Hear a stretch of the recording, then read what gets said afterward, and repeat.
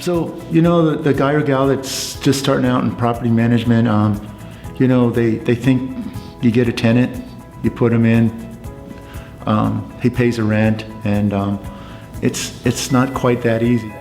Being a landlord, and if you don't really give it the attention that it deserves, you end up losing. It's a very difficult and litigious business we're in. And depending on your state, it can be very expensive if you don't know what you're doing.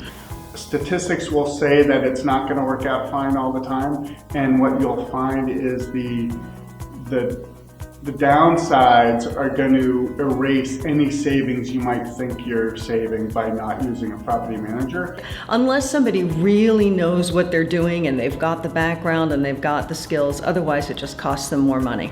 As a new landlord, a new investor, is being able to look at a property and making sure it's a sound investment.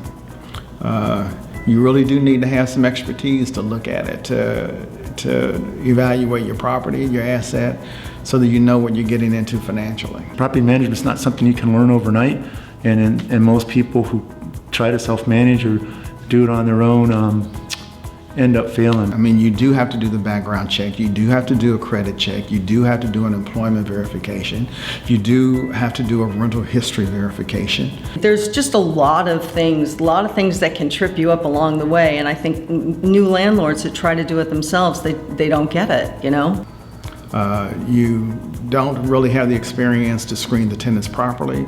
And then when things go south, if you're not paying attention, they can either be there much longer than you want them to be there, or when they leave, they do more damage than you ever anticipated.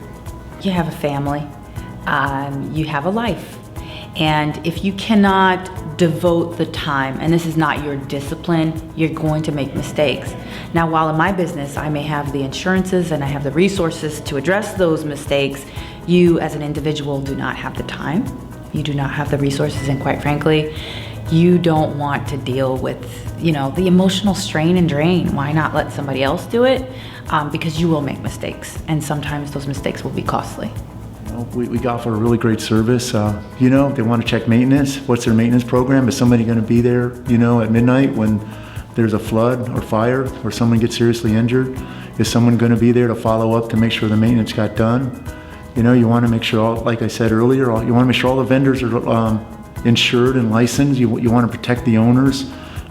We take that very seriously. You want to make sure, how often is a property manager going to check the property? Are they just going to collect their fee every month? And we offer a lot of service to go by. We do our drive-bys.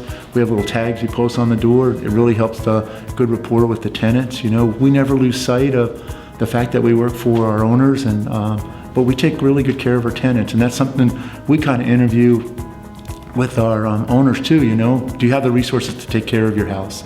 And are you gonna let your property manager manage the home for you, or are you gonna pay them and let them do all the work? Because we don't want that type of relationship.